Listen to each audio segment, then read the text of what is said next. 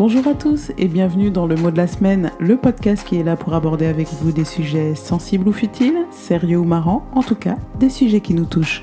Je suis Makamoussou Traoré, fondatrice et rédactrice en chef du magazine Miroir Libre. Cette semaine, je voulais aborder avec vous le thème de l'entraide. Vous savez, l'entraide entre femmes, entre collègues ou dans la famille. Oui, mais tout de suite après, je me suis dit, ok, on va parler d'entraide, mais déjà, il faudrait la demander, l'aide, quand on en a besoin. En effet, je remarque que dans mon cas, et puis en discutant avec pas mal de personnes, je me rends compte que c'est la même chose. En fait, on a du mal à demander de l'aide. Alors pourquoi ? En fait, dans notre société, on prône l'autonomie, l'indépendance, le fait de ne devoir compter que sur soi-même. Et on en arrive à des extrêmes. Surtout lorsque l'on a besoin de cette aide, ne serait-ce que pour déménager, si on tombe malade ou autre. Des fois, on se retrouve dans des situations avec un énorme mur en face de nous, un mur qui pourrait être détruit en 2 secondes avec de l'aide. Alors certains psychologues expliquent même qu'en fait, en formulant une demande, c'est tout le passé qui ressurgit, on réveille, consciemment ou non, des fantasmes ou des angoisses enfantines. Alors le pire, c'est lorsque l'on a besoin de l'argent. Oh là là là là, loin de moi l'idée de demander même 1 euro pour acheter un café.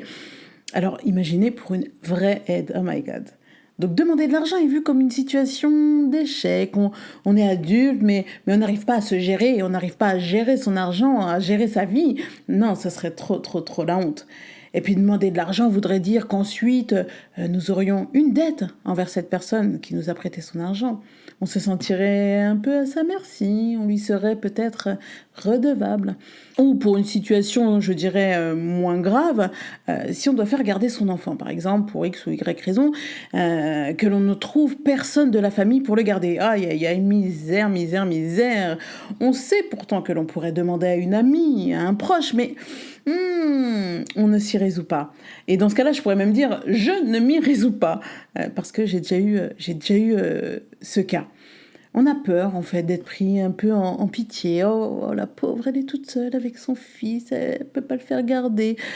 On a peur de cette réponse négative qui est le non, en fait. Ah non, je peux pas, j'ai un rendez-vous avec blablabla. Enfin, bref, on a peur parce que on a pris sur nous. On a pris sur nous pour demander cette aide. On a l'impression que les gens, en plus, ne s'en rendent pas vraiment compte, que c'est dur de demander de l'aide. Et en plus, on a une réponse négative. Alors, oui, avec le recul, avec les années, à un moment, je me suis dit, mais et si on essayait de penser autrement ? Si on arrêtait d'imaginer, si on arrêtait d'anticiper des réponses avant même de poser la question ?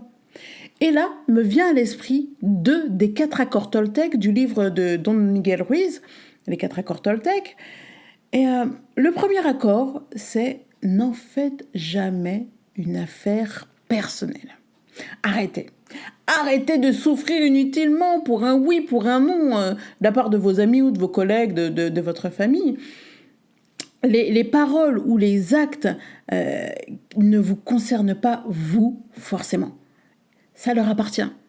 Il faut arrêter de croire que tout arrive par rapport à nous. Non, les gens ont une vie, voilà. Il faut prendre du recul, il faut y arriver. Peut-être que la personne vous a répondu non, parce qu'elle ne pouvait pas, parce qu'elle avait peut-être autre chose à faire ou qu'elle avait d'autres problèmes à régler. En tout cas, ça la concerne, elle. Ce n'est pas qu'elle ne veut pas vous aider, mais elle ne peut tout simplement pas. Et ça ne veut pas dire qu'elle vous rejette. Donc non, n'en faites pas une affaire personnelle. Le deuxième accord auquel je pense sur ce thème, c'est ne faites aucune supposition. Ouais, on suppose. Avant même de demander, on suppose, on imagine, on se fait plein d'hypothèses dans sa tête.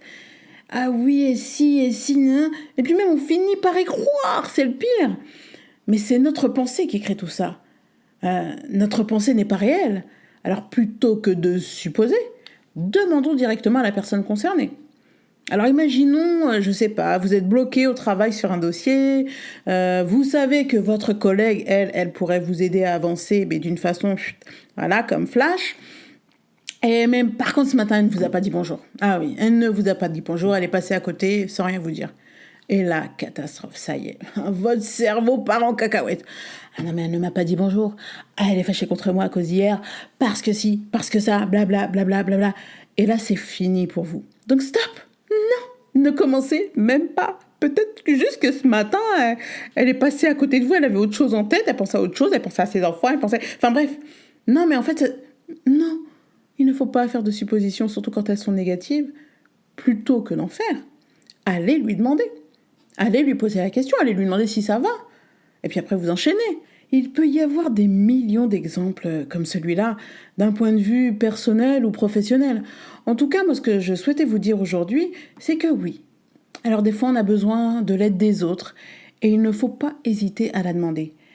Si on nous dit non, ok, très bien, ce n'est pas grave. La Terre continuera de tourner, et vous allez chercher une autre solution, une nouvelle solution qui sera même peut-être mieux.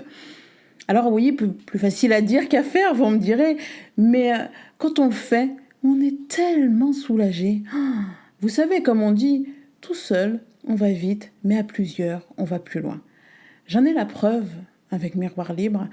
Alors oui, c'est vrai, c'est mon magazine que je pilote d'une main de maître. Mais j'ai su demander de l'aide quand il le fallait. Je pense à mes amis, à tous mes amis, à Alex, à Basélie, à mes sœurs, à Olivia, à toutes les personnes qui ont collaboré avec moi sur ce magazine. Sans elles, je ne pourrais pas vous proposer ce joli magazine avec plus de 60 pages à chaque fois.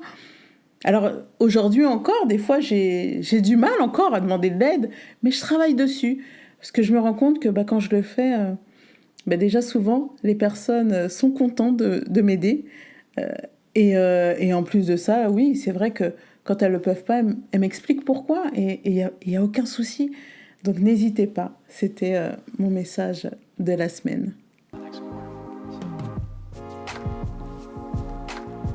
Merci d'avoir écouté ce podcast. Si vous avez envie d'aller un peu plus loin, n'hésitez pas à aller télécharger Miroir Libre Magazine, un magazine pour les parents, mais pas que. On y aborde des sujets qui pourraient vous intéresser, lifestyle, voyage, développement personnel, psychologie, culture. Vous le retrouverez sur le site miroirlibre.com. À très vite.